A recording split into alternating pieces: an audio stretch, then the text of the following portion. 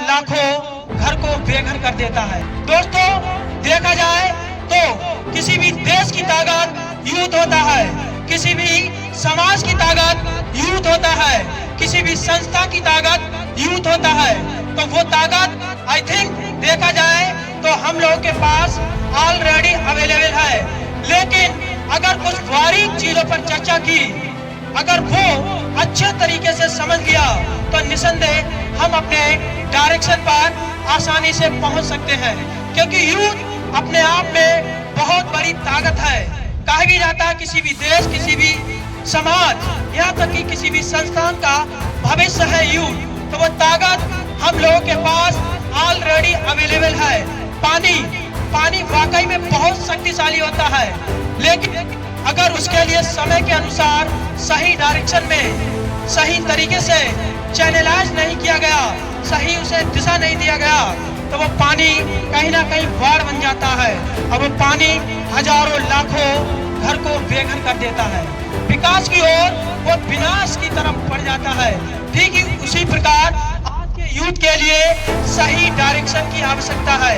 कहीं ना कहीं हमारे पास वो एनर्जी ऑलरेडी अवेलेबल है, लेकिन उसके लिए कहाँ लगाना है, कैसे लगाना है और किस प्रकार से उस पर कार्य करने हैं, 22 दिन तक इसी पर चर्चा होगी।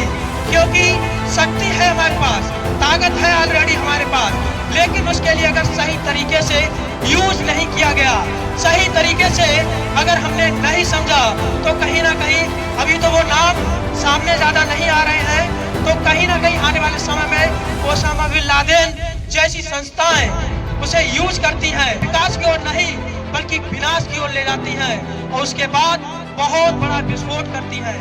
हल्के हल्के आप अपने फ्यूचर का निर्माण करने की जगह बहुत सारे लोगों का फ्यूचर विनाश कर देते हैं। क्यों? उसका कारण एक ही होता है कि आप अपने लिए सही तरीके से चैनलाइज, सही तरीके से समझ नहीं पाते हैं। आप किस फील्ड में जा रहे हैं, किस क्षेत्र में जा रहे हैं, उसके प्रति नॉलेज जुटाना जिम्मेदारी है। जिस भी फील्ड में जा रहे हैं, मुझे नहीं पता कोई अच्छा क्रिकेटर बनना चाहता है, कोई अच्छा फिल्म स्टार बनना चाहता है, कोई अच्छा स्पीकर बनना चाहता है, कोई IAS, कोई इंजीनियर, कोई डॉक्टर बनना चाहता है। हम लोगों में से एज अ मेल अगर देखा जाए तो सभी लोगों ने कहीं ना कहीं बल्ला अवश्य पकड़ा है। बल्ला पकड़ा है या नहीं पकड़ा है, राइट। लेकिन हम लोग उस फील्ड में क्यों नहीं प्रोफेशनल तरीके से अपने आप को बेहतर कर पाए। बल्ला सचिन तेंदुलकर ने भी पकड़ा है, लेकिन वो आज क्रिकेट के गॉड कहे जाते हैं, क्रिकेट के भगवान कहे जाते हैं। क्यों? क्योंकि उन्होंने उस काम के लिए शिद्दत से किया, प्रोफेशन से किया, उस कार्य को प्राथमिक नैतिक जिम्मेदारी समझा और आज सचिन तेंदुलकर के लिए क्रिकेट का भगवान कहा जाता। हम लोगों ने भी बल्ला पकड़ा, लेकिन एज अ शौक। बहुत सारे लोग कई फील्डों में जाते हैं, लेकिन एज अ शौक के अनुसार कार्य करते हैं। कुछ महीने, कुछ साल, यहाँ तक कि 2-3 साल बाद उस काम को छोड़ देते हैं। क्यों?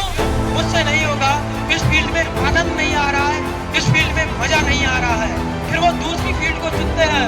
कौन सी फील्ड? जो फील्ड वो देखते हैं कि इस फील्ड में तो फला व्यक्ति सफल हो गया, उस फील्ड में उसके लिए सफलता मिल गई। न सिर्फ सफलता मिल गई, बल्कि उस फील्ड की वजह से उसका पूरे देश में नाम हो गया। लेकिन दोस्तों, वो उस व्यक्ति की मेहनत नहीं समझते हैं। बाहर की दुनिया एक परिणाम है, बाहर की दुनिया रिजल्ट है।